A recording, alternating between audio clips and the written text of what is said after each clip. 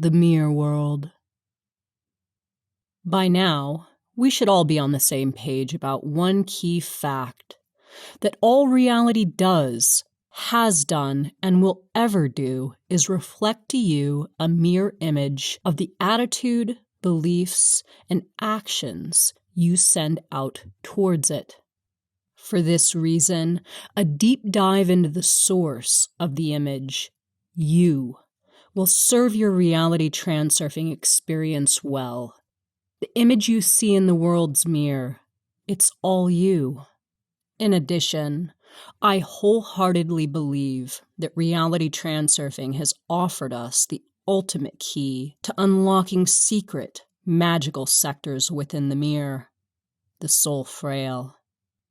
Ready to upgrade the image in your mirror and start experiencing an improved version of reality today? If so, you will need to upgrade your human operating system by tuning to the frail of your soul. Consider it You 2.0, the version of you that has access to Reality 2.0.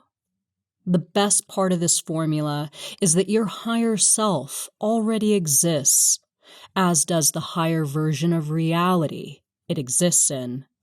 Using this knowledge for maximum personal benefit doesn't require you become this version of you.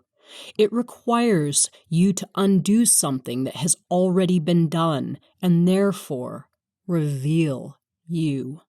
Consider this a process of removing layers of environmental programming, the wants and shoulds of others, and the ways in which you have tailored yourself to suit the standards of pendulums. Here is the breakdown. Pendulums, ripping you to shreds, convincing you of foreign standards and altering your beliefs, attitudes, and actions, equates to a version of you that is tuned away from your soul frail, which equates to an unsatisfactory image reflected in your mirror. When you're properly tuned to the frail of your soul, you resonate at a frequency that corresponds to an ideal sector of reality for you, one where everything you want to see exists. Tuning to your frail is like focusing a camera lens on the most perfect image of you, a lucid image of who you truly are, with all your unique characteristics displayed in full regalia. This image, the picture that is created, is reflected to you via your mirror, which is your ideal reality. Aligning with your soul frail will give you a life of joyful meaning, directly in line with the essence of your purest self. In this reality, you are doing the things you love, experiencing coordination of heart and mind, and traveling along the life track specifically intended for you. Happy you, happy mirror. If you do not like the world you live in, you are the only one who can change it. This is not done by attempting to change the image within the image itself, however. Changing the image is done within, something we all hold the power to do. Every shift you want to make, every detail you want to see change about the reality you exist in every day is attainable. If what you see today isn't cutting it, your first move must be to correct the source of the image. There are an infinite number of realities available to each of us, and they all originate within. We hold the key to any version of ourselves and of reality that we want to unlock. That's the good news. Read on, because change cannot be made by applying pressure, which is how most people go about trying to get things done anymore. During a time when many people were feeling challenged by pandemic and post-pandemic realities, I received an uptick in messages about how to navigate this fresh dynamic. The questions I received were generally along the lines of whether to vaccinate, whether to mask, and how to survive. The number of people who have asked my position on the vaccine equation alone is astonishing. If someone is asking which avenue to take, they've already bought into the polarity of the pendulum. From a reality transurfing perspective, the question should not be, do I or don't I? The question should be, which direction will enable me to stop ruminating on the question in the first place? Choose the reality that will please you and then never look back. Period. Don't waste time attempting to decipher nonsense, trying to make sense of what you cannot. By doing so, you fall right into the trap that's been set for you. Hyperfocus and rumination will only show you a world reflecting that this is a very important issue, one that needs even more attention. Into the feedback loop you go. Where it stops, nobody knows. Get off the merry-go-round. I made my decision quickly and then backed off the issue entirely. I chose to spend my time working on creative projects instead of getting involved in the politics of the situation. I stayed away from the divisiveness, the arguing, the fearing, and anything that could have caused my frequency to drop. Even writing this chapter now, it feels strange to be talking about the issue because, again, it's just not part of my reality. I don't watch or look at the news. I don't have conversations about it with others. I am in my own world of creativity and childlike wonder, surrounded by the things that fill my time and create for me what is a very pleasant reality. The outside world, more or less, does not exist for me. I recognize how this statement could be interpreted as ignorant or callous.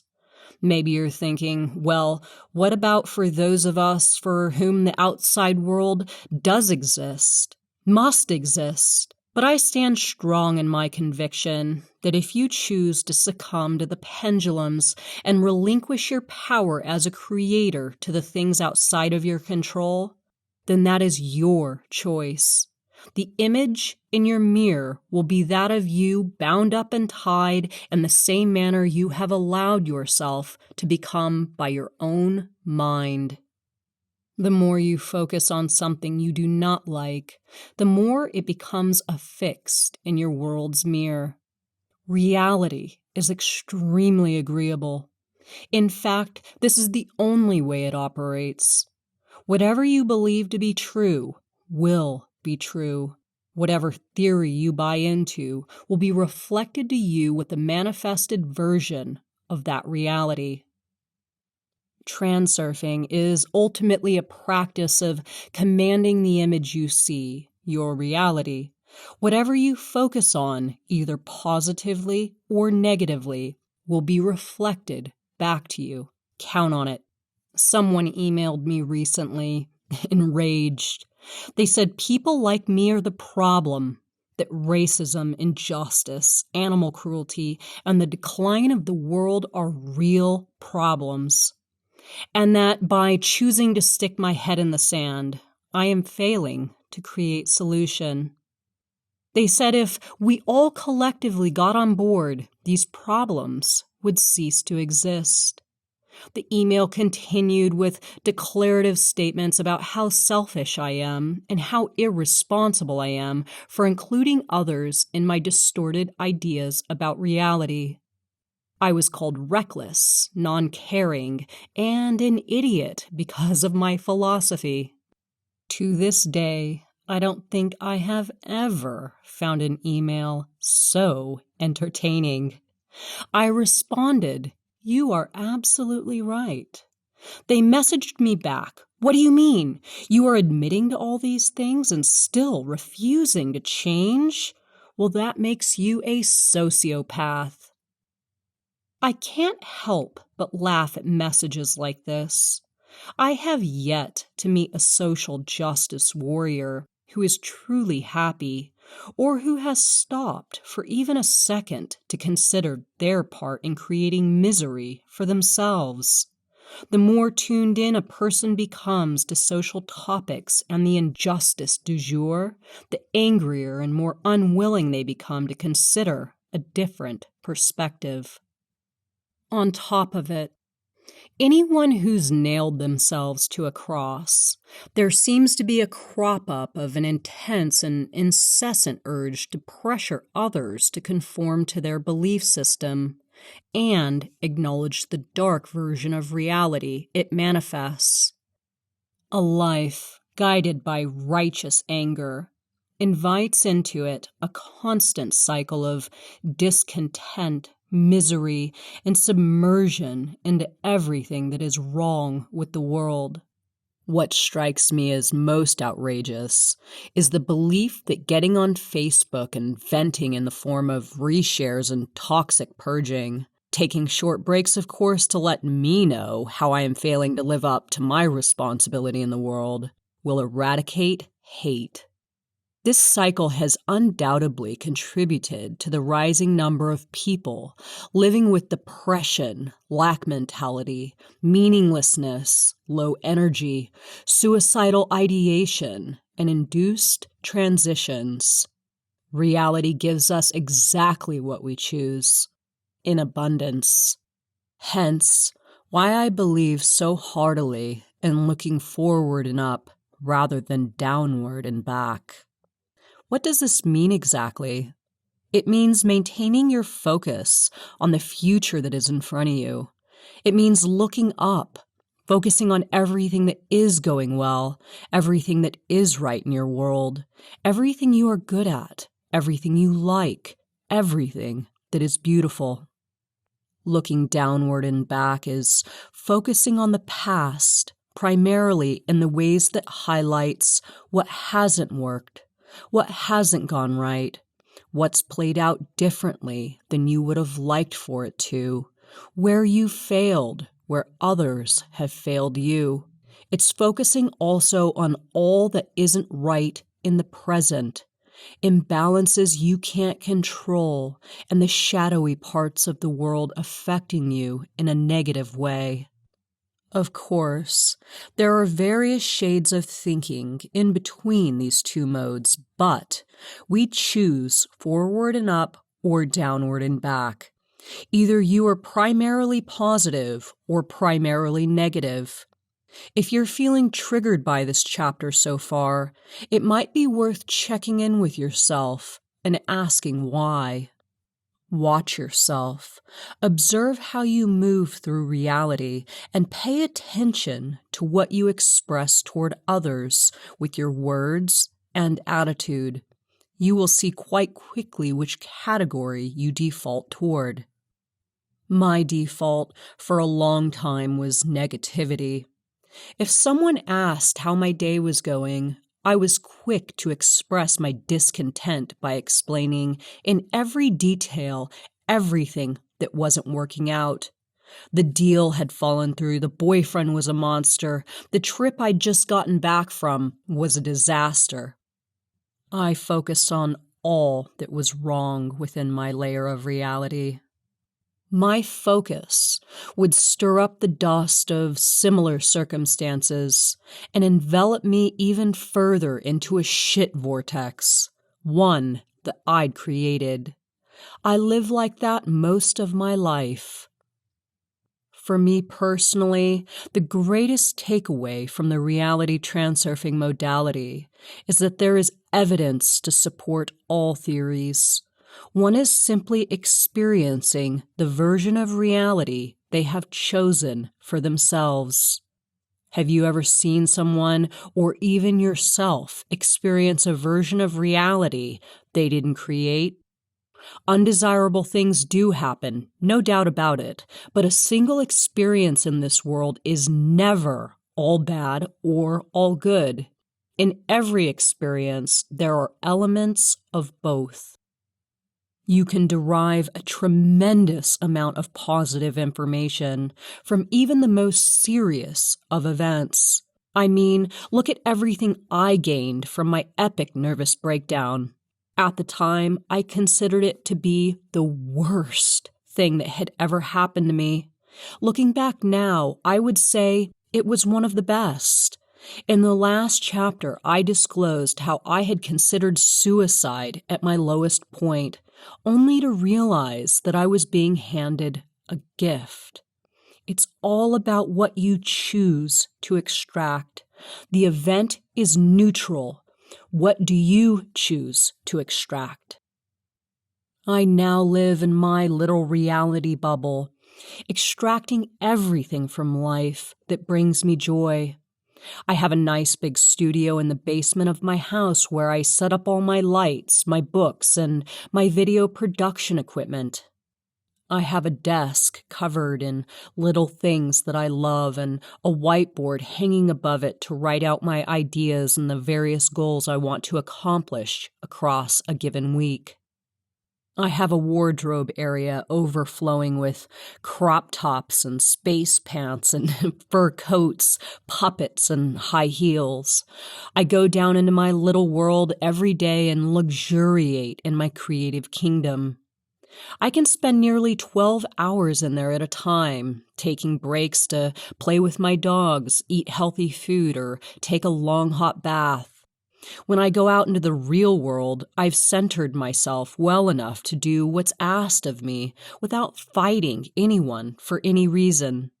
Someone at the grocery store tells me to put a mask on, and I don't even think to argue about it. I'm there to stock up on my upper crust groceries so I can get back to my little layer of the world and create. I often tell people who've messaged me asking how to deal with a reality they have grown to hate, and my answer is always the same. Find yourself an epic creative project that brings you unadulterated pleasure and throw yourself into it with reckless abandon.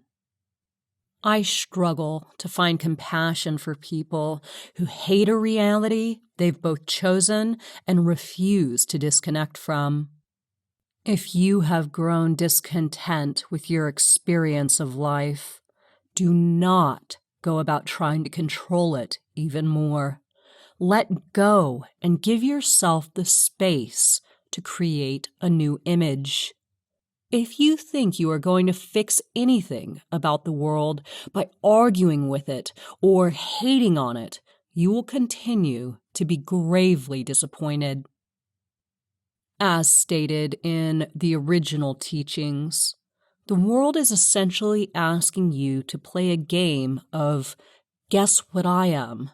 You ask the world, are you happy? And it will answer, yes.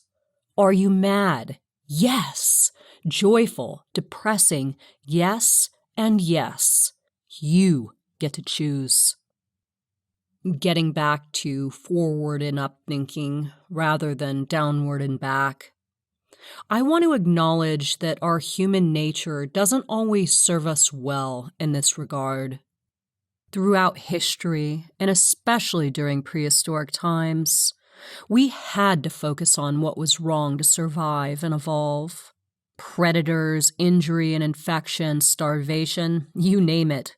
We had to focus on all the above just to reproduce a few times before we reached the age of 20, and then died shortly after the ripe old age of 30, and that was if we were lucky. While I can understand the perspective that the world has gotten progressively more hostile and difficult to navigate, I see something else. I choose to see something else.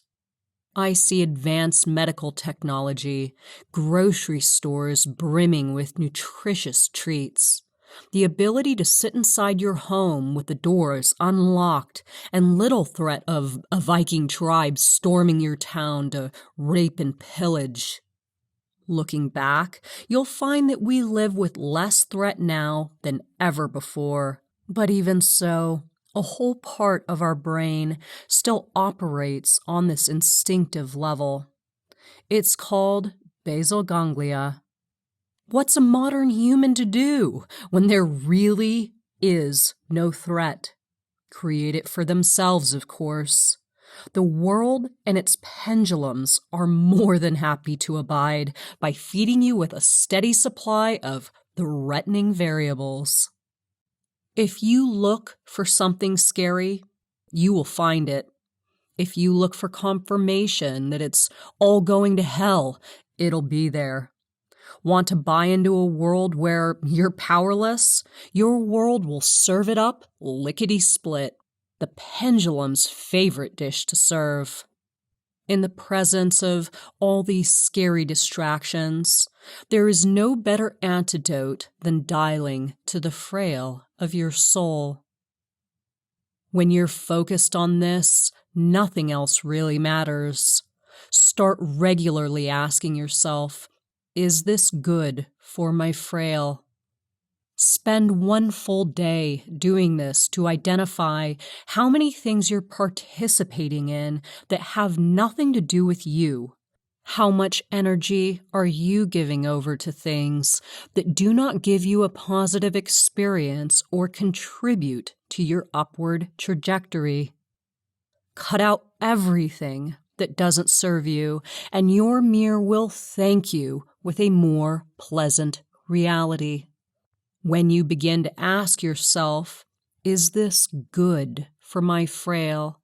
You will see with full lucidity just how many pendulums you're engaging with that don't give one shit about you. Don't be too hard on yourself upon seeing this clearly for the first time. Tuning to the frail of your soul is a process. The first step is seeing which elements of your reality are hindering your progress and blocking you from a higher image of yourself.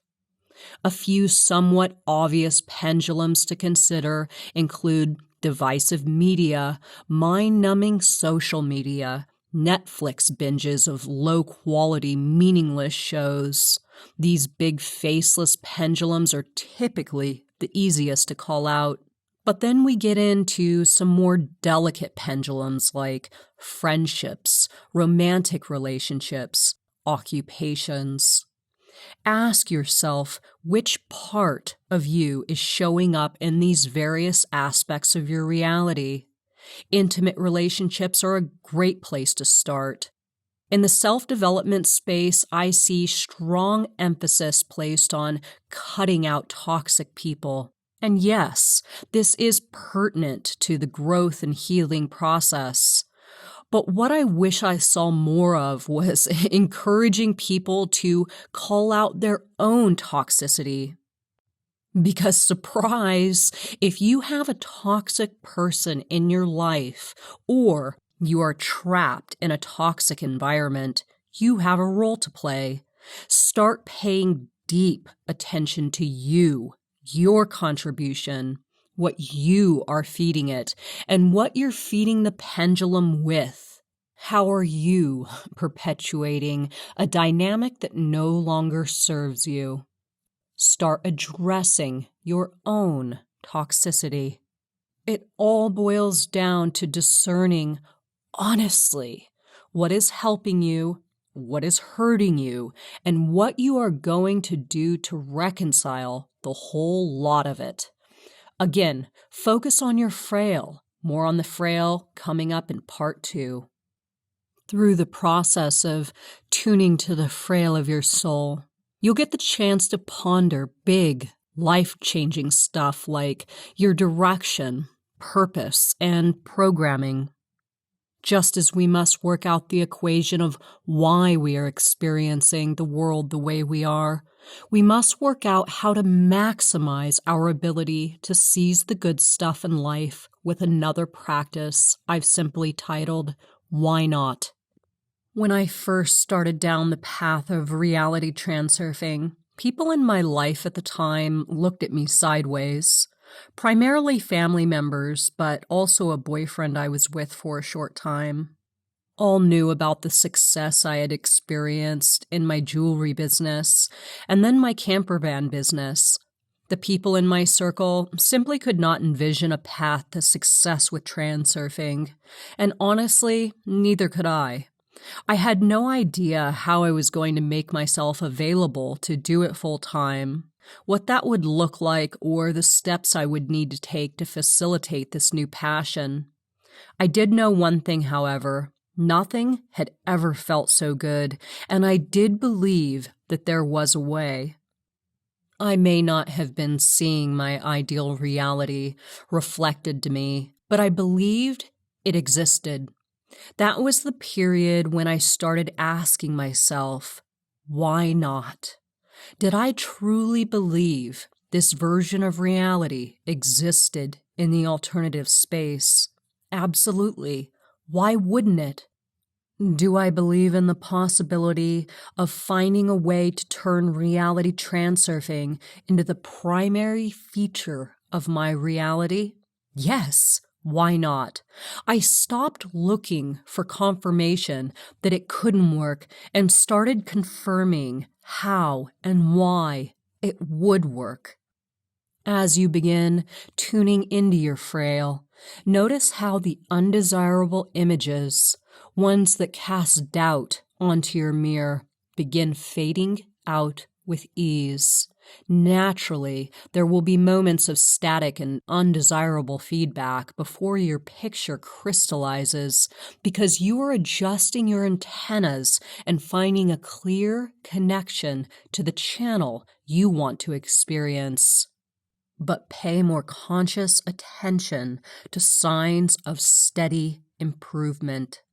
The things I needed to let go of to align with my soul frail were not necessarily easy to give up, but I sensed the rightness of my direction, and I followed that sensation trustingly and without hesitation. The boyfriend I had taken up with in Portland, Oregon during the time was clearly not intended for hire me, but rather the previous version of me or some other bizarre transitional version. As soon as I saw this, I knew what needed to be done. I took anomalous action by doing the opposite of what I'd done in the past. Work at it. Attempt to mold it into a satisfactory situation, or at least try to make it manageable. Instead, I acknowledged that it wasn't for me, period. The boyfriend put up a fight and made a huge scene about my choice to end the relationship. He accused me of running and not knowing what I wanted. I agreed and told him it was true, that I didn't know exactly what I wanted, but I knew beyond a shadow of a doubt what I did not want. The heart always knows what it does not want. Consider the various aspects of your reality and how they either align or contrast with your ideal mirror image. Use this awareness to protect yourself from winding up in that space between channels where there is endless static. Staying in this in-between space for too long will elicit negative emotion from the people in your life because they too must live with the constant hum of static. I've given up my loyalty to feelings of guilt, remorse, and duty. They're useless emotions that only inspire my mirror to affirm my purchase with a payout of more of the same. Upon formulating a plan or executing a decision, be ruthless about cutting out what is not intended for you so you can move in the direction of all that is. In earlier days of my transurfing career, I took on a client who was struggling to overcome the pains of his divorce. He began our time together by telling me an unfortunate tale, one that had commenced 15 years prior when he met the woman of his dreams. They married and, after a few years, had a child together. He said that's when problems between them began to arise. The man's biggest fear was being left. After he'd gotten what he wanted, a wife and a son he adored, he was plagued by worry that it wouldn't last. This fear, ultimately led to him becoming clingy and desperate, and him falsely accusing his wife of cheating and wanting to leave the family they had built together. Eventually, the woman got fed up, took their son, and left. His intention upon beginning to work with me was to work things out and get her back. Upon listening to his story and reflecting on how he'd behaved toward his wife and son, I personally concluded that she would not be interested in returning to the relationship. We finished our round of lessons together, but I never did receive an update on how things unfolded. The lesson in this story is illustrated by the man's worst nightmare coming true and how it happened by his own hand, something he himself knew to be true. Everything you actively do not want will be affirmed in the world's mirror because of the laws of importance, excess potential, and balancing forces. More on this to come in the next chapter. It's going to be a real humdinger. In another case, a physician from the UK contacted me for help with what she deemed an urgent family matter. She was vague in our first meeting together, not wanting to disclose her secret. I picked up on this and didn't press, letting her speak at whatever pace felt comfortable to her. When she finally did open, she spoke of the heartbreak that had plagued her life since losing her daughter. The daughter had dropped out of med school and purchased a one-way ticket to Syria, along with several of her girlfriends. Fast forward to the climax of the story, wherein they all joined ISIS. This made international news. Further controversy ensued when the daughter's high-ranking ISIS official husband was killed and the daughter wanted to return home, now also a mother of 2 young children. The UK government denied her request for re-entry. At the time of her call, the mother's life consisted entirely of trying to get her daughter out of Syria, but her efforts were unsuccessful. As we dove deeper into our work together, I became aware of the pressure and control this woman and her husband had exerted over their children. They were both physicians, and the daughter had been in med school. That, along with other situational details, led me to believe that the parents' expectations differed from what their daughter had wanted for herself.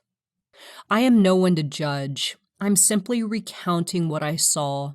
A daughter looking to free herself from the grips of her family. A daughter who had taken extreme measures to break loose. Again, this story portrays a woman whose worst nightmare had come true.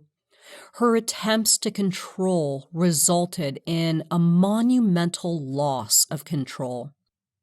Her attempts to secure her daughter's future at all costs resulted in the loss of exactly what she was trying to gain. When you push, your mirror pushes back. Hence the value of looking forward and up and turning away from the downward and back. Paying attention to what you don't want and then acting in the direction of preventing it at all costs will create the exact experience you're trying to avoid. You cast a spell on yourself and your reality. You confine yourself to a glass case, helplessly watching as the events in your mirror unfold in opposition to your intention. I no longer think about what could go wrong. I choose instead to think about what could go right.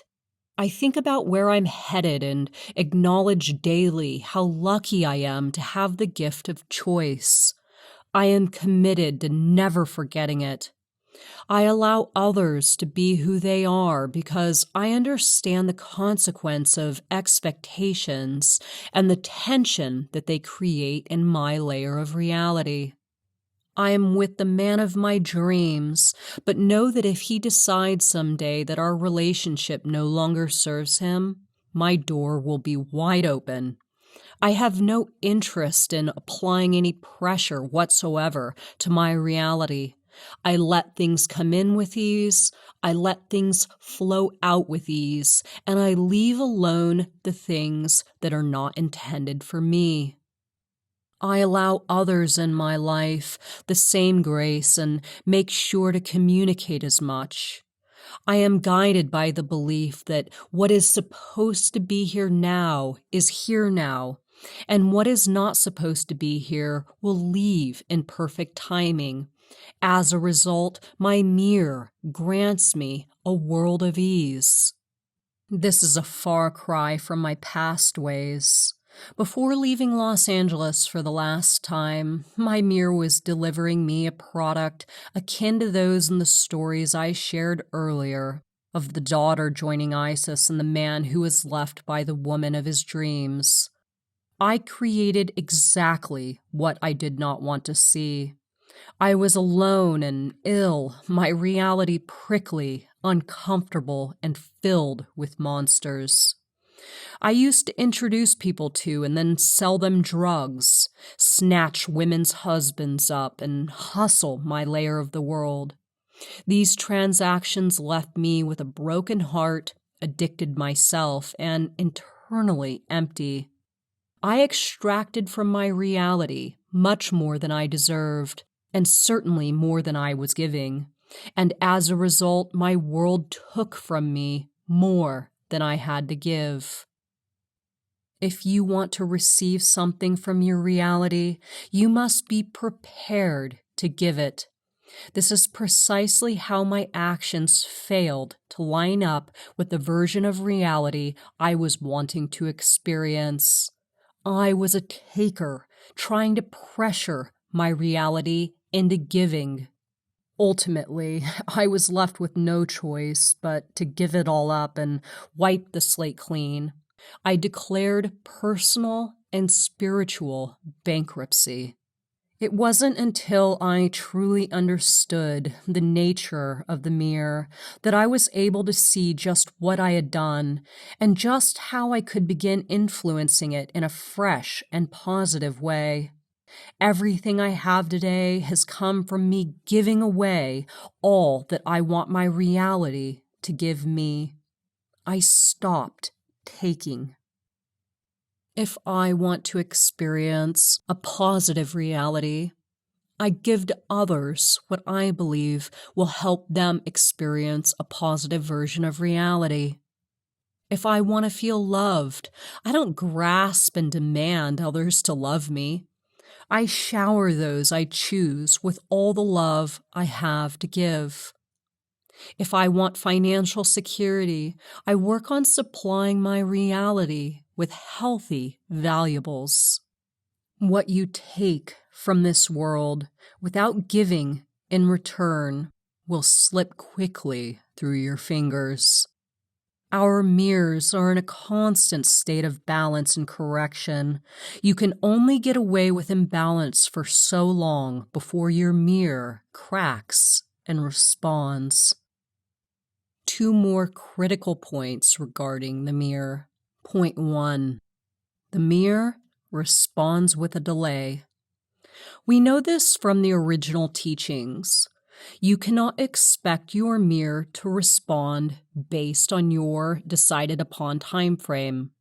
I often receive questions and laments from folks who've acted towards their mirror for a period and feel disappointed by not seeing results. You can never expect results. Expecting results is like staring into the amalgam of the mirror waiting for change. It doesn't work. And moreover, your mirror will reflect a world where everything's playing out like a waiting game. The analogy I like to use is this. Your hair is messy and you want it combed. You look into the mirror and you see the mess that is your hair.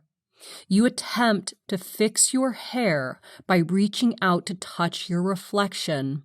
But of course, nothing changes. You must take the comb and fix the source, your actual hair. The action of you combing your physical hair is what changes the image reflected in the mirror, not the other way around. I know this sounds obvious. I mean, who tries to improve their image by touching their reflection in the mirror?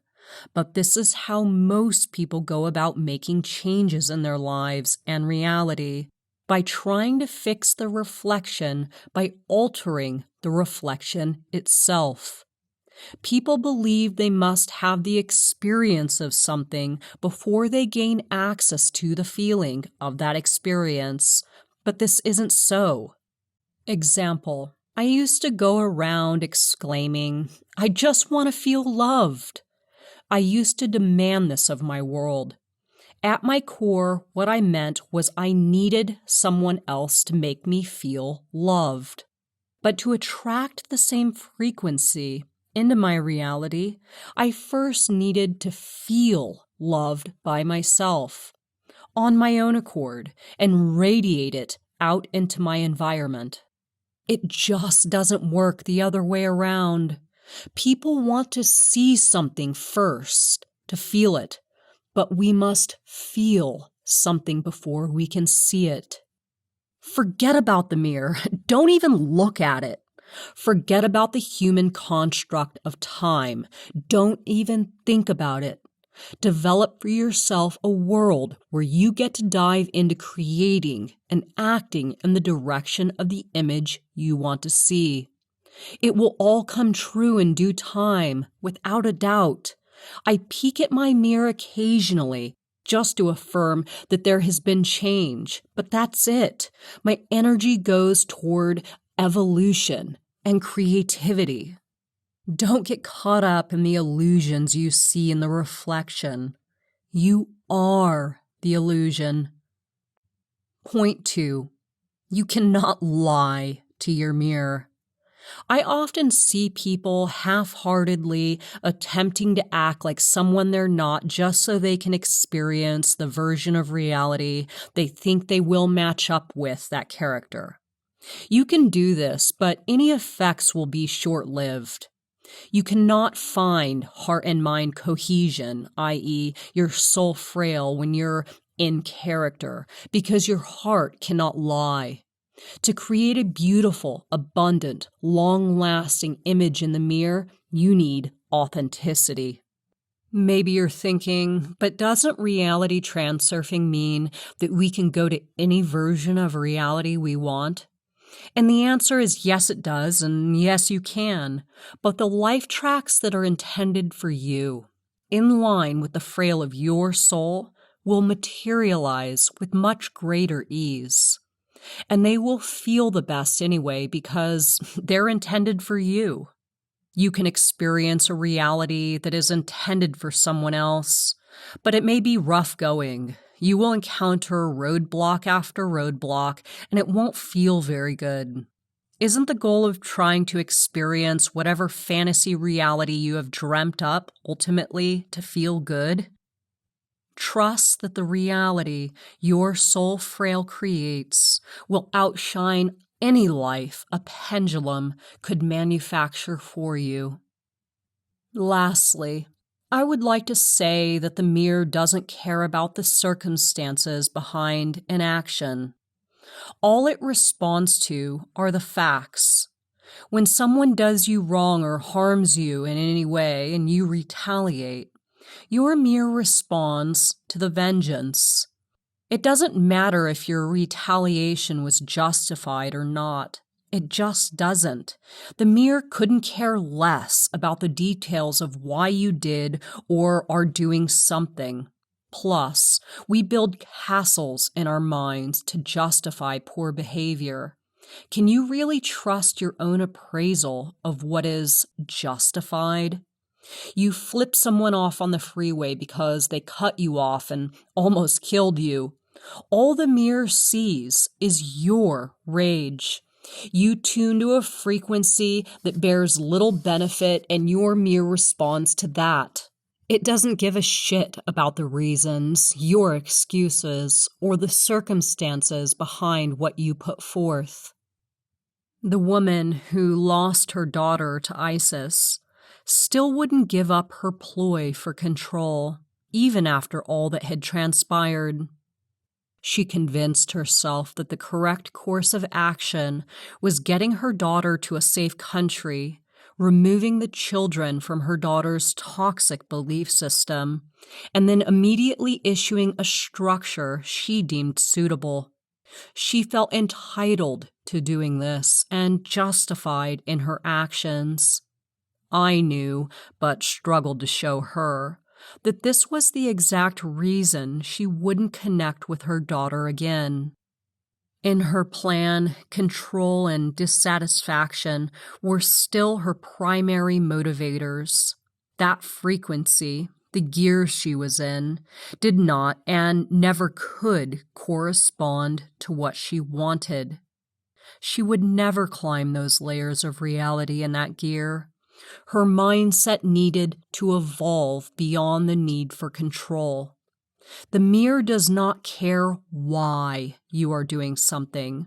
It cares about what you are doing and reflects to you an image commensurate with it. So, what image are you experiencing in your reality right now? Do you love your experience of it? Or are you attempting to comb your hair by touching the amalgam? Now, let's get it on, the soul frail, the gravy train to level 10. Choo-choo! All aboard, motherfuckers! Part 2. The soul frail. While I wasn't looking, my heart had slowly but surely hardened to ice. By the time I left Los Angeles, I was entrapped by a cage of fear and self-hatred. Now, looking back from my present vantage point, I'm sincerely surprised I even had the strength and love to do for myself what I did: leave. During my years in the city, I watched others not leave when they should have and instead fall prey to their own self-destruction. In those final months, my world was exclusively reflecting to me all the things I loathed about myself. As it goes, these boorish experiences provided me all the evidence I needed to justify my perpetual hatred of self and reality. In part 1, we discussed the mirror world and introduced the soul frail. Part 2 will expand further on the soul frail and how you can begin aligning with your own. These two concepts are fundamental for truly mastering your reality. I certainly mastered my own reality in this way, by sharpening my understanding of the mirror world and tuning to the frail of my own soul. The outside world reflects the internal world. Life becomes highly pleasurable when we learn to tweak reality by fine-tuning our personal intricacies. Your soul frail is the magical key to discovering and navigating to the sector of reality specifically intended for you. Those top layers of reality. Consider it something like an upgrade to your human operating system that allows you to perceive previously invisible doors. The frail of your soul is the specific little code that makes up you. You discover it by detaching from your environmental programming, the wants and shoulds of others, the ways in which you have tailored yourself to suit the standards of pendulums. Aligning with your soul frail is a process of taking back your individuality, owning it, and maximizing it. As stated in part 1, tuning to your soul frail is like focusing a camera lens on the most perfect image of yourself, a lucid image of who you truly are as an individual and all your distinct qualities. Living your frail is living a life of joyful meaning that is directly aligned with the essence of your truest self. This is you doing the things you absolutely love, existing in heart and mind coordination, traveling along the life track that best suits you. Here is the key. When you are properly tuned to the frail of your soul, you resonate at a frequency that corresponds to your ideal sector of reality, one where everything that is intended for you already exists. This is you and your reality living in harmony. Let's revisit my visual representation of the alternative space. As you dial into your soul frail, your world begins to correspond to this change in frequency. Things begin to look different, sound different, and feel different. These subtle shifts add up to creating change in your mirror, which is, of course, reality as you are experiencing it. For anyone new to this modality, I want to stress that you should not expect this to happen all at once. The alternative space, which holds all the life tracks available to you, will present itself in the form of a staircase. You don't ascend from the bottom stair to the top stair immediately. You climb the staircase, one step at a time. As you begin dialing to your frail, you'll begin emitting a frequency that resonates with that of your highest life track. This will all happen naturally. You do not have to do anything in your external world to make it happen, and in fact, meddling could slow your progress. But your intentional acknowledgement of any changes you do notice in your world will increase your momentum. The process is like getting into shape. You begin by making a commitment to yourself and starting up a gym routine, even though it's a bit challenging at first. You make the effort knowing it'll take some time to see results. But as soon as you begin to see results, your enthusiasm grows, and in turn, so does your effort. The results snowball from there. So what does this process look like exactly? It looks like you taking the initiative to manage your reality. You begin by managing the pendulums in your layer of the world, to building up some energetic reserves. In that first step, you gain lucidity and a greater awareness of the options and opportunities available to you. You act in the direction of your new endeavors and receive positive feedback in return. The rose-colored Reality Transurfing lenses are strapped on, and things begin to take on a new hue.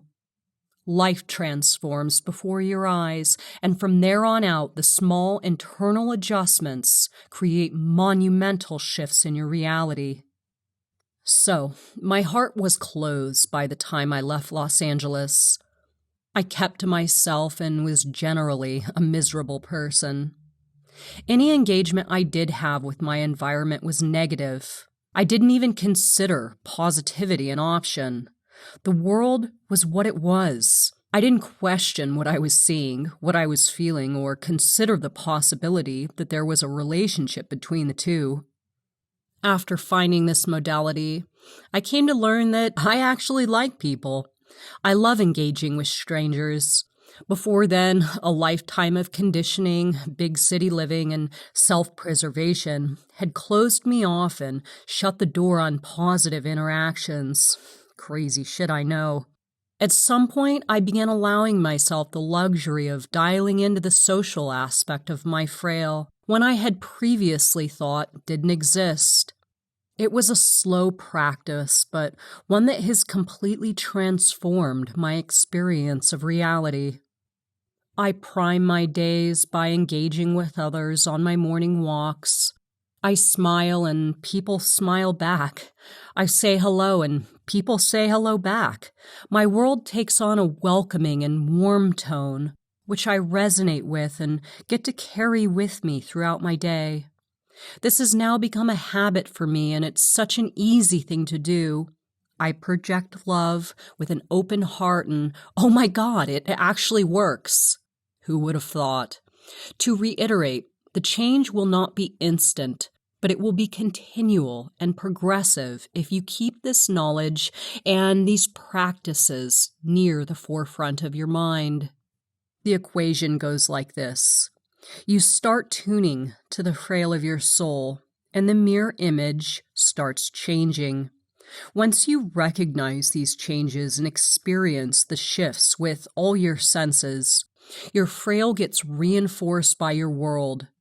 One hand washes the other, and your dance with reality commences. I am currently experiencing this progressive change in my world, and I'm not quite sure how high the ceiling reaches. I have a good feeling it'll continue to rise so long as I do. Zooming out, I can say that my life has improved in all respects since beginning to work with this knowledge. I've dipped down here and there, but have always recovered and brought back with me new insights on how to improve my internal and external world. If I see something I do not like in my world, I check in with what's going on inside of myself and adjust accordingly. When I become frustrated by an aspect of my reality, I figure out which pendulum is involved and where my importance levels have created imbalance. Then I move in the opposite direction, knowing opposite action delivers opposite results. Example. When I first moved into my new home on the western slopes of the Rocky Mountains, I became convinced I was unwelcome. I heard the tales of Californians moving out of state and getting rejected and shunned, and I let these stories run in the background while I played right into them. I came to wholeheartedly believe I was receiving inferior service at restaurants and that the locals were looking at my partner and I with disdain any time we mentioned our recent move from California. But then I caught myself. This wasn't me.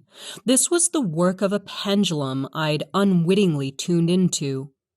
I projected out its exact frequency, and that frequency boomeranged back to meet me in return.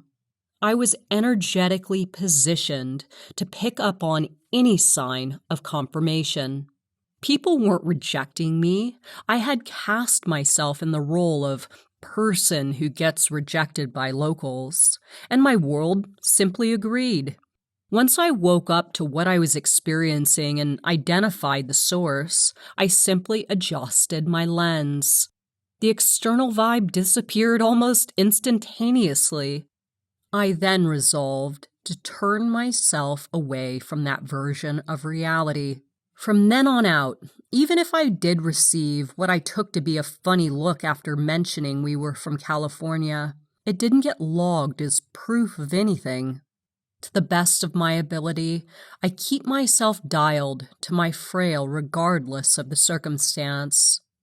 I'm a funny and engaging person who is welcome mostly anywhere, according to my frail. Any other story is a pendulum bog.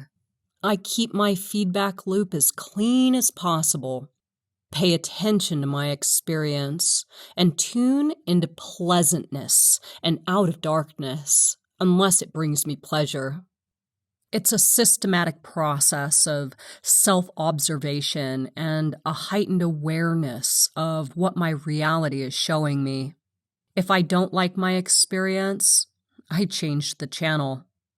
Again, back to Los Angeles and those final days before jumping ship. I didn't consider other people. I have enough self-compassion now to say that my behavior didn't stem from pure selfishness.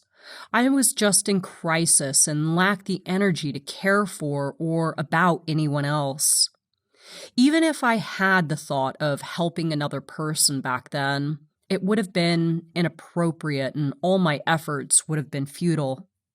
We can only effectively help others if we are adequately dialed to our soul frail, which I was not. I was suffering considerably, dialed into the exact opposite of who I really am. I had become a mere product of my environment. Los Angeles may be the right place for some, but it absolutely was not for me. Living there had convinced me of myriad things I now view as illogical. For example, I wanted so much. I wanted to feel loved, respected, and cherished. I wanted someone who wanted to give me the world, and yet I did nothing that was in line with obtaining any of the things I wanted. I'd become a full-blown taker, operating from the mode of what's in it for me. I trained myself to ruthlessly look out for my own needs, and if that meant I needed to cut someone, I did it without hesitation. I had become cunning and cutthroat, but this is not who I really am. I had turned myself into a monster by adhering to the standards around me, and my world simply agreed. It assured me that how I was living was appropriate, even though all the things that I held dear to me were gone, like my creativity. All the parts of me I cherished today were not even a thought in my mind, like supporting others or showing kindness to the people I encounter in my world. Before my escapades commenced with dawn, stories for the next chapter, I was living an artist's life, bunking with Jason in downtown Los Angeles. This was before downtown LA had been heavily gentrified, before any high-rise condos had been built along Skid Row. Jason was an artist, a painter. We lived in a big, beautiful loft with towering ceilings and exposed bricks and beams. Our abode was nearly 100 feet long, spanning half a city block. The building was over a century old. It had gorgeous hardwood floors and a manually operated freight elevator. We dove into the world of street art by using creative mediums. One time, we spray-painted a few $100s worth of coins in red, white, and blue to match the colors of the U.S. flag. We arranged the coins to spell out the words, "crack cocaine," in giant letters, and debuted our masterpiece on Main Street at 4 a.m. We watched in amazement as the crackheads of our community descended out of nowhere and removed the change from the cement in all sorts of creative ways. We plastered the streets with stickers, frequented art openings, and held hours-long creative brainstorming sessions. The world around us reflected creativity. Our friends were all artists, and we lived to create. Jason and I would host epic parties, take drugs, and capture it all on black and white film. We would venture down to Skid Row in the middle of the night with our boombox and fur coats on to film ourselves dancing in the streets for our music videos. I wrote poetry, made creative short movies, and was in a constant state of generating higher and crazier ideas.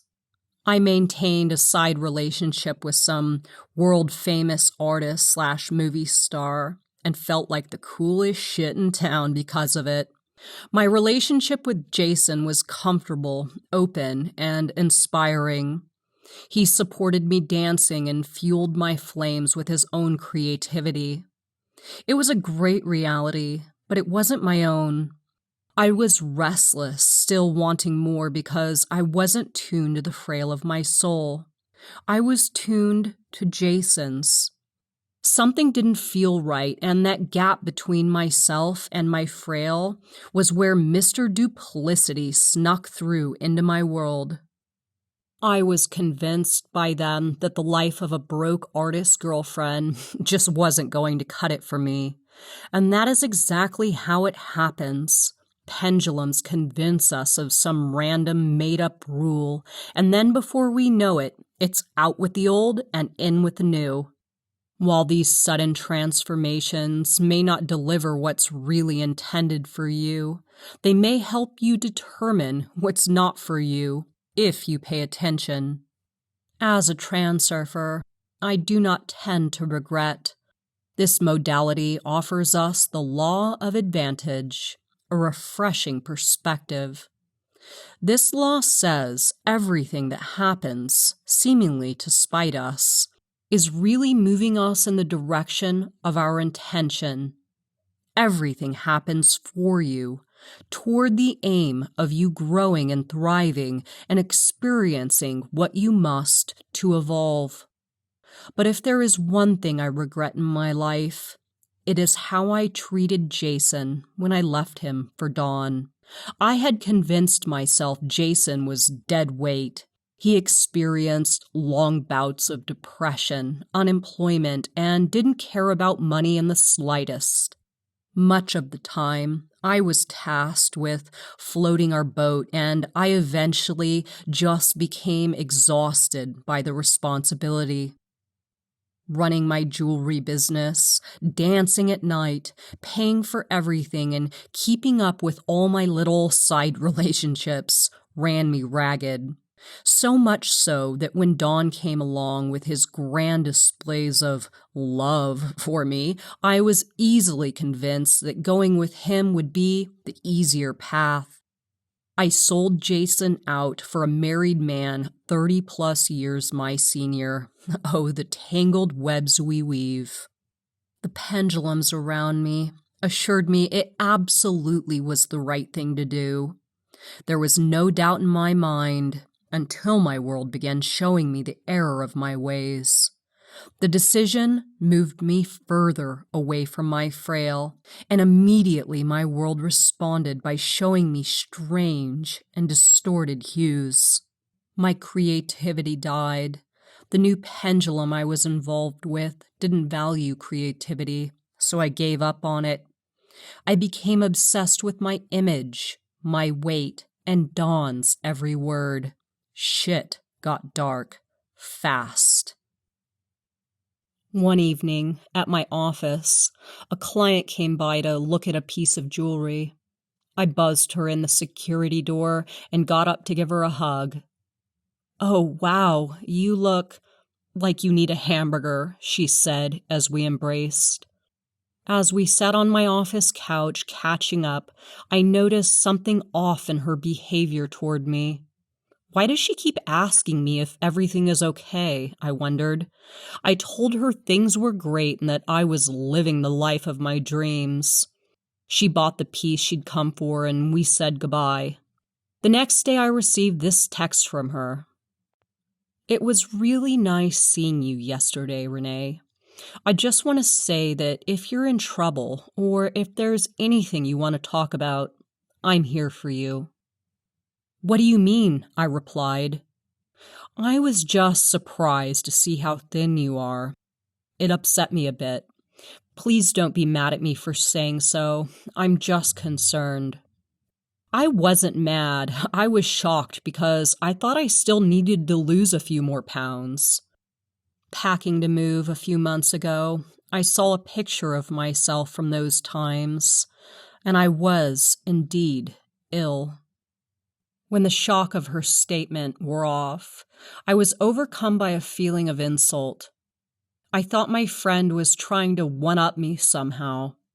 I didn't listen to what she was saying because my mind was off in a different version of reality. This was a case of my external reality trying to send me messages that I simply couldn't receive.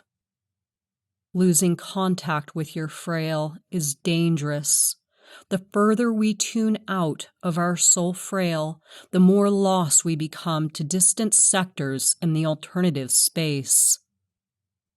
It is disorienting to find yourself in a version of reality that isn't intended for you. Your world makes no sense, and the people in your life, their intentions and words and actions, are confusing and easily misinterpreted. You are cast out to sea. Your life raft has a hole in it, and the exposure to harsh elements directs you further astray. You look out onto the bleak horizon, no help in sight, all indeed lost. My life became solely dedicated to procuring the highest experiences I could. I hyper-focused on things like finding the next best 5-star resort for us to visit, which $500 bathing suit I would bring, which airline offered the best first-class experience. We would arrive at whichever 5-star resort I'd chosen, and I would immediately melt down about something I considered inadequate. I would call reception to complain about everything that wasn't exactly right and spend the first couple of hours of our stay at a $4,000 a night Aman resort raging at hotel staff because the experience didn't meet my outrageous expectations. I was self-conscious, uncomfortable, and powerless to enjoy any of the luxury my life afforded. I lost contact with friends and began to isolate. Don was the only one left in my world, and I was either living in the cascade of his love and money or a state of depression and longing when he would inevitably go back to his wife. I was a miserable, shitty version of myself. It was absolute hell. Thinking back to that sector of reality, my priorities, and how I engaged with the world, I am at a loss for words. The level of disbelief I feel over having let it devolve to such a low is paralyzing. I think the saddest and most shocking part is that I truly felt I was doing the right thing.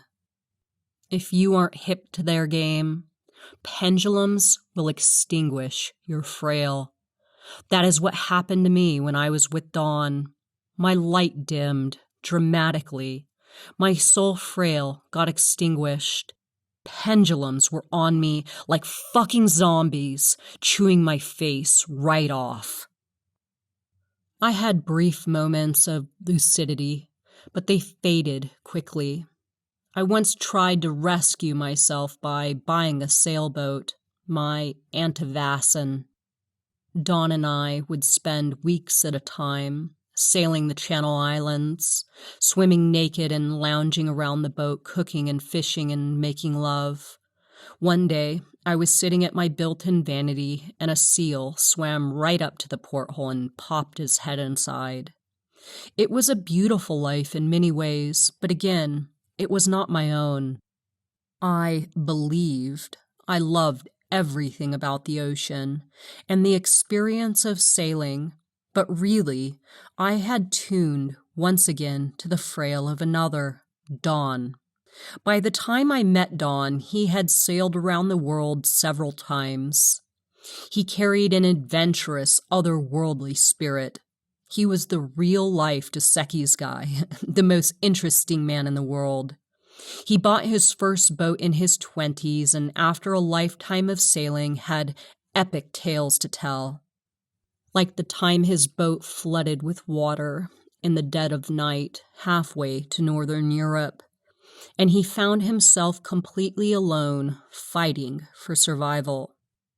Or the time Africans came out to his boat in a dinghy on the Ivory Coast, and he didn't know whether they were pirates or town officials coming to say hello.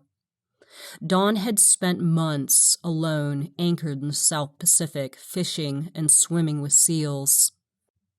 His 67-foot ketch was adorned with 30 years' worth of these round-the-world adventure photos. I was mesmerized by him. He flew his own jet, scuba dived, and played tennis like nobody's business. I dove into his world, and it swallowed me up. I lived to be out on his boat, Galatea. Back on land, I took up tennis lessons. After one particularly heartbreaking split with Dawn, this was a regular occurrence, I decided I should buy a boat of my own, so I didn't have to count on him to get my fix. I purchased a stunning 41-foot Hunter deck salon and quickly became the talk of the marina. Pause. Do you see the parallels between my relationships with Jason and Dawn? Jason was an artist, Dawn was a sailor, but in both relationships, I tuned to the frail of their souls and lived by the rules of their layers of reality. I did find pleasure in both roles, but only because they activated two specific parts of my individuality: my creativity and my adventurousness.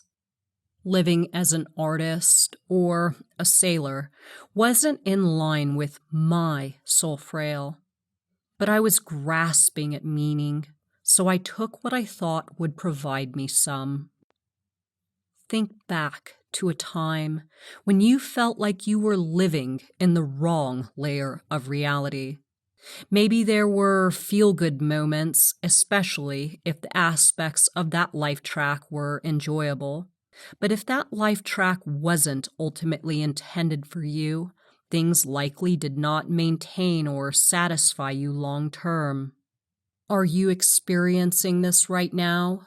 Lower energy levels, lack of passion, confusion around your actions, or a feeling as though something just isn't right? Maybe you feel discordance between yourself and others. Maybe you are achieving your goals, but still feel dissatisfied.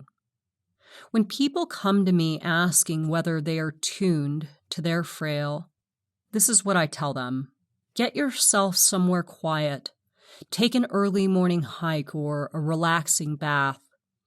Close your eyes and ask yourself, am I in the best version of reality for me?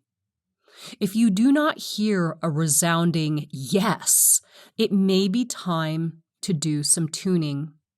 If you think that expecting to live in the best version of reality for you is unrealistic or unobtainable, well, good luck with that theory. The real shame about living out of tune with your soul frail is that it blinds you. You are so focused on your problems and solving them that you rarely get the time and space to perceive what is truly intended for you. You just glaze over and miss the alternate higher variations your world is presenting. Your frequency doesn't match with that quality of information, so entire life tracks completely pass you by. It's, in my opinion, that the disorientation of living out of tune with the frail will after a while manifest as a nervous breakdown, psychological upheaval, a physical ailment, or all of the above. That is why most people you meet in places like LA or New York City seem to always be in some stage of a nervous breakdown, either entering one, in the grips of one, or trying to recover from one. Depression, anxiety, dissociative disorders, feelings of apathy towards life, all these symptoms are caused in part by misalignment. The stronger the pendulums are in a place, the more out of tune a person living in that place will become. The more out of tune people become, the more severe their symptoms.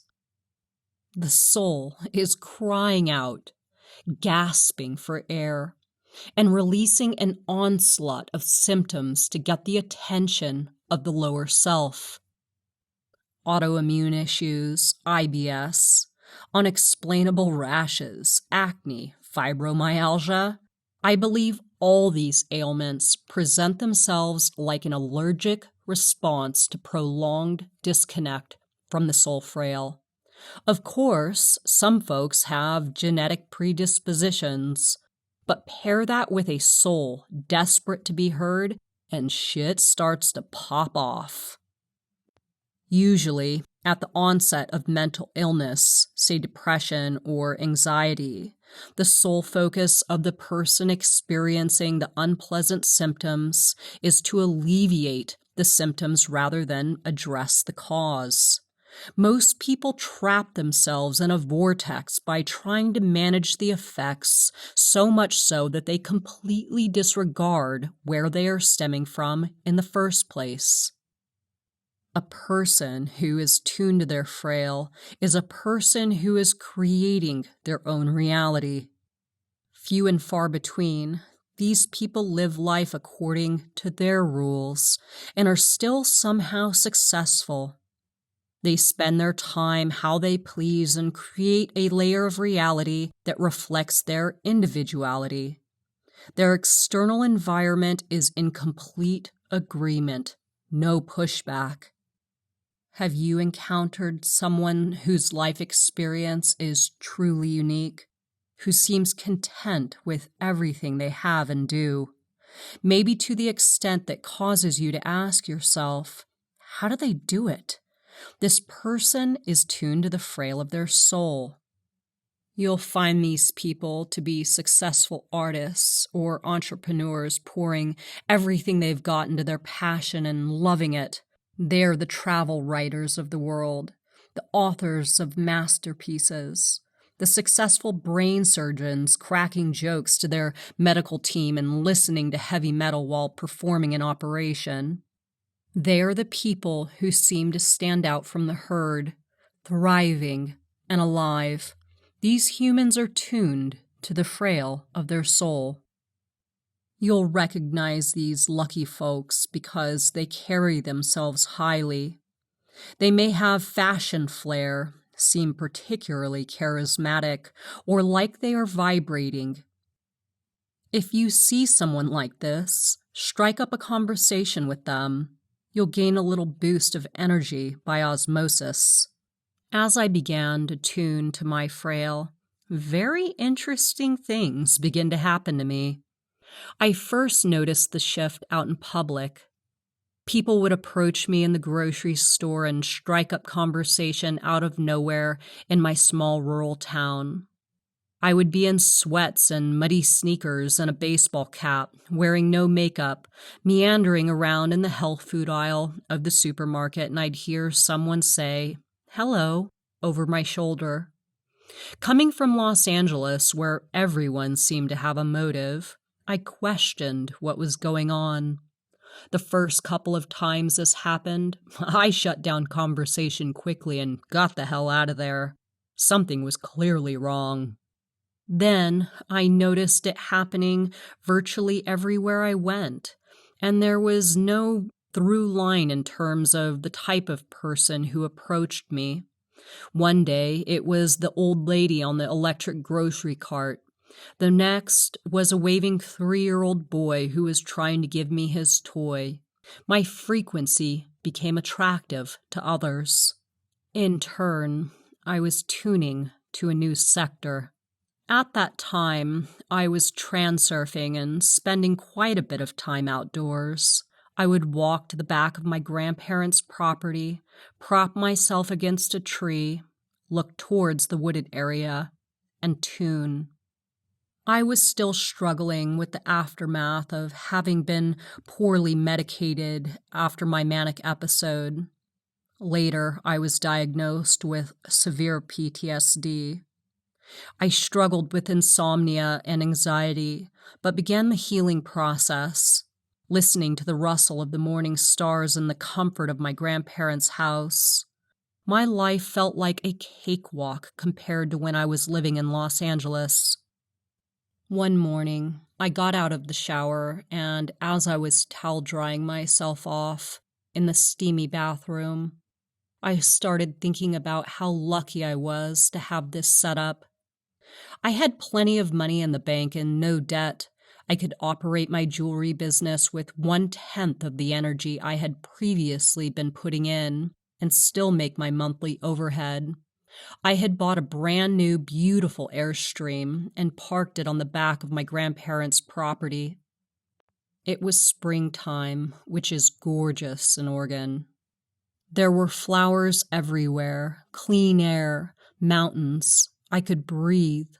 The door of my Airstream opened to a view of the epic garden my grandfather and I were tending, and reality started to take on a dreamlike effect.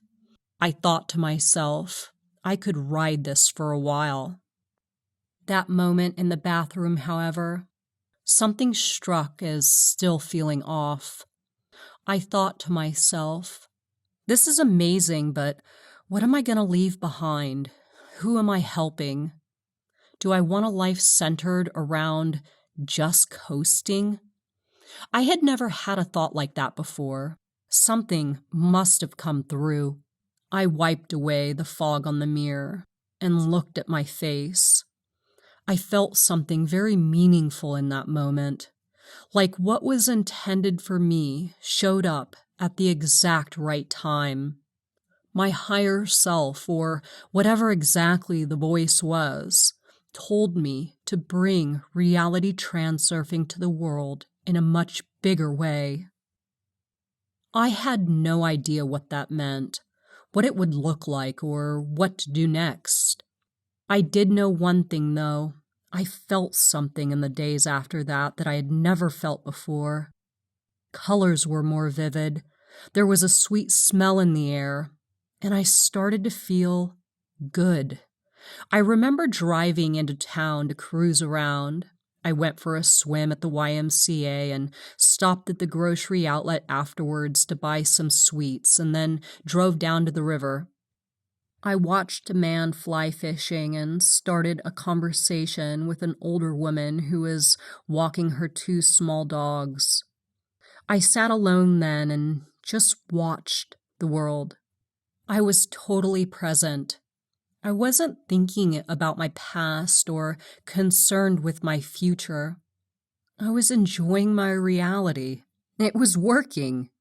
In the days following, I ran through all the possible things I could do to connect with the version of reality where I helped to get the word of transurfing out into the world.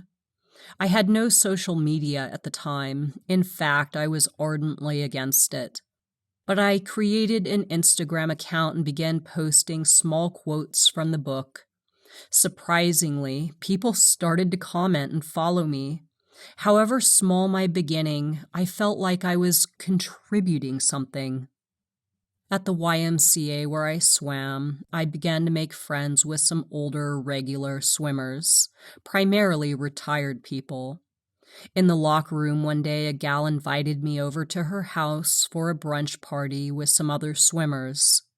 I drove up into the hills on a beautiful spring day, with my sunroof open and feelings of rejuvenation and aliveness pulsing through my veins. I arrived at the party where a home-cooked meal was being served. We sat around a table family style, and for the first time in a long time, I felt connected. I had mentioned transurfing to the host only once before, and vaguely at that. Sitting at the table, maybe 20 minutes into the meal, she gestured towards me and said to the other guests, "Renee has something very interesting she's learning and doing. Would you like to share it all with us?" My heart raced. I was still shy around new people and didn't have much practice addressing a group. I felt put on the spot, but everyone turned towards me, and I knew they were waiting to hear the stranger speak. I dove in without pausing long enough to doubt myself.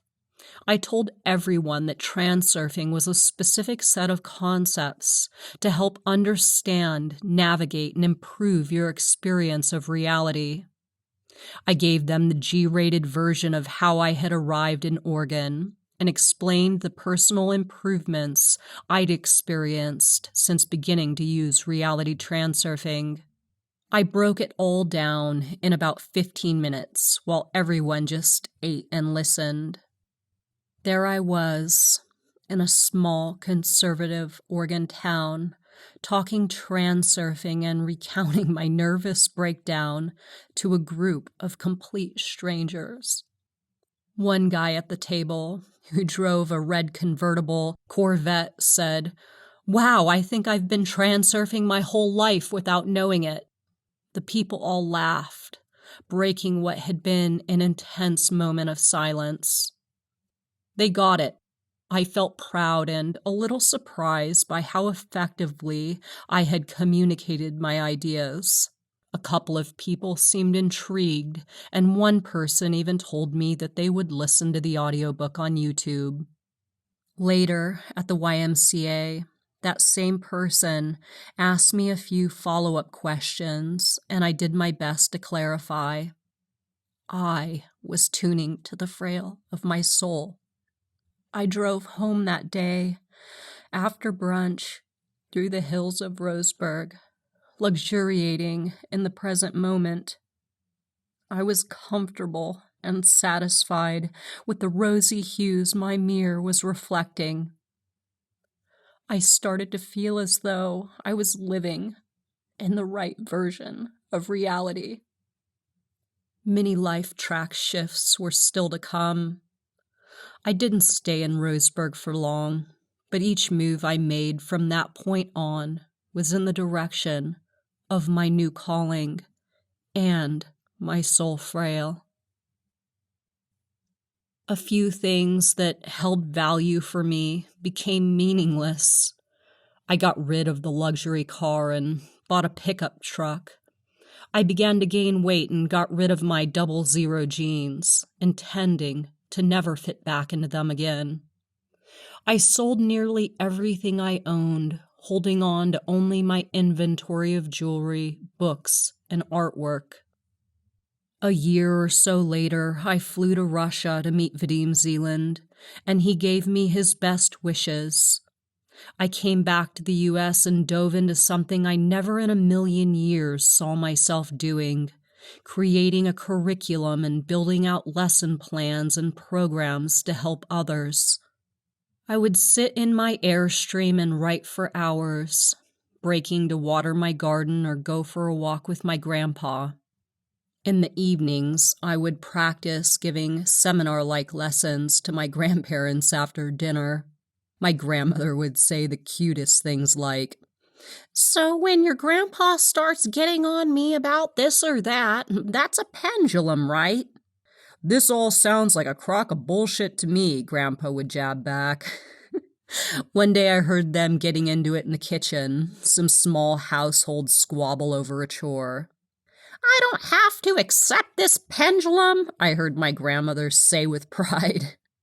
I had experienced a true and indisputable shift. My new world felt both meaningful and multidimensional. I would remember that old version of me, living in Los Angeles, racked with insecurity, confusion, and through-the-roof importance levels. And now, it was all fading away, a distant life track that had pushed me out. I cut off all my bleach blonde hair and let my natural color grow. Acquaintances from Los Angeles would text me occasionally, but mostly I wouldn't respond. I continued to ask myself deep questions and listen for the answers. The questions were vague by design, non-specific, but meaningful. Things like, "Who are you?" and "What is this?" I was completely transforming my experience of reality and my relationship to it. I had pushed the reset button. Once I settled in a bit into this new mode, I began to see things that I could have sworn weren't there before. I started a business buying and selling camper vans, traveling regularly around the U.S. to pick them up. I would drive them home, clean them up a bit, and flip them for a big fat profit. I absolutely loved this business. I got to spend long hours on the open road, just observing and tuning. The vans were highly sought after and rare in the Pacific Northwest. I would find them in other states where there was less of a demand and bring them back to people looking for happy homes and dreams of adventure. I met many amazing people who were doing all kinds of off-grid living and writing their own rules for life. One buyer, a retired woman, had just lost her husband and decided to go out on the road alone. Another buyer was a burner who was beyond thrilled about taking her new vehicle to the desert festival. This was all mine. This did not belong to anyone else. I was not tuned to the frail of anyone else's soul any longer. I was tuned to my own. These were things I wanted, things intended for me, things I chose. I was happy, coordinated, and thriving. Hundreds of people contacted me during the first year of sharing reality transurfing online, expressing their discontent and unease with reality. I saw patterns in these problems quickly emerging and began to understand with certainty that all discontent stemmed from a lack of attunement to the soul frail. People were ceaselessly managing symptoms of discordance. I recognized then the delicacy of my endeavor. I had to tread softly. People were contacting me about unhappy family lives, toxic romantic relationships, jobs they hated, lack of time for creativity, or listening to the rustle of the morning stars. Most of the time, I felt reticent to advise people in the way I would have liked. Most couldn't hear it or execute what needed to be done to change. I still struggle with this part of what I do. Often, the pleas for help and guidance feel overwhelming. This is why I am firm in my request that folks do not ask me for personal advice. All conclusions must come to each on their own accord. I do believe that a person can manage their current circumstances of reality to the extent that they can become satisfied. I think, however, to truly take our life experience to the next level, we must be willing to do what the frail of the soul asks. This means shedding everything that is not intended for you and letting yourself be guided onto a new space. My life now is 100% about maintaining the health of my frail. Mostly, I recognize laziness in the people who contact me with declarations about the impossibility or complexity of transurfing. It requires taking initiative and making new choices where necessary. It's easy, but you must be willing to do it, and most people are not. Pendulums convince us that we must maintain what we have in the present and learn to be happy with it.